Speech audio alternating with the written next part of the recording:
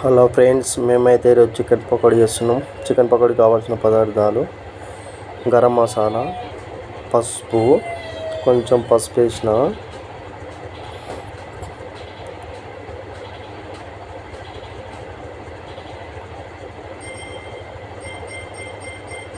అలాగే కొంచెం అల్లం పేస్ట్ కొంచెం ఎక్కువ వేసుకుంటే కొంచెం టేస్టీగా ఉంటుంది ఫ్రెండ్స్. ఎందుకంటే నేను కూడా కొంచెం ఎక్కువనే వేసుకున్నాను. ఇప్పుడు కొంచెం తగినంత ఉప్పు, మీకు ఎంత ఉప్పు కావాలో అంత ఉప్పు వేసుకోండి. ఇప్పుడు నేను కొంచెం చికెన్ మసాలా వేస్తున్నాను. అందులో చికెన్ మసాలా వేస్తే ఏంటంటే కొంచెం టేస్టీగా ఉంటుంది. అందుకే నేను కొంచెం ఎక్కువనే వేసుకున్నాను. ఇప్పుడు కొంచెం తగినంత కారం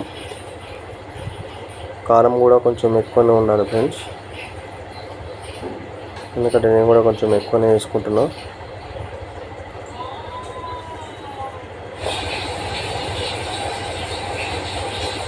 ఇప్పుడు కొంచెం గరం మసాలా, దంచిన గరం మసాలా వేసుకుంటున్నది. ఇది కొంచెం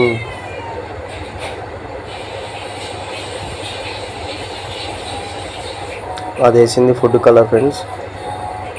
ఇప్పుడు బాగా మిక్స్ చేసుకోవాలి. మనం ముక్కకి మసాలా, కారం అదంతా పట్టేంత వరకు బాగా మిక్స్ చేసుకోవాలి. మిక్స్ చేసుకున్న తర్వాత కొంచెం నేను ఇది పౌడర్ కలుపుతున్నాను. అదేం పౌడర్ అని అనుకోకరి, కార్న్ పౌడర్ అంటారు దాన్ని. అది వేస్తే ఏమైందంటే ముక్క మసాలా అంతా విచ్చిపోకుండా గట్టిగా మసాలా అంతా ముక్కకు పట్టుకుంటుంది. కార్న్ పౌడర్ వేసిన తర్వాత కొంచెం ఆయిల్ వేసుకోవాలి. ఎందుకంటే కార్న్ పౌడర్ మొత్తం ముక్కకు పట్టాలి కదా, అందుకోసమని కొంచెం ఆయిల్ వేసుకున్నాను. కొంచెం ఆయిల్ వేసుకున్నాక అంతా మిక్స్ చేసుకోవాలి మనం గట్టిగా. అట్లా మిక్స్ అయ్యేంత వరకు, మొత్తం ముక్కకు పట్టేంత వరకు మసాలాలన్నీ మిక్స్ చేసుకొని పెట్టుకోవాలి. కడాయిలో ఆయిల్ పోసిన, కొంచెం పచ్చిమిర్చి కట్ చేసుకున్నాను. ఇప్పుడు కడాయిలో మనం ఇంతకుముందుకు కలిపిన చికెన్ మసాలా అంతా కడాయిలో వేసుకోవాలి.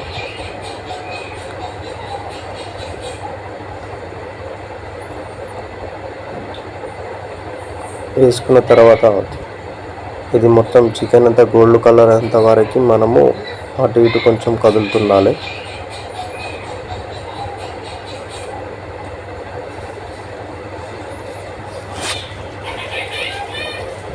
ఇప్పుడు కొంచెం పచ్చిమిర్చి వేసిన ఫ్రెండ్స్. ఎందుకంటే చికెన్లకి పచ్చిమిర్చి ఉంటే చాలా టేస్టీగా ఉంటుంది కాబట్టి కొంచెం ఆయిల్లోనే పచ్చిమిర్చి వేసుకొని వేపుకోవాలి.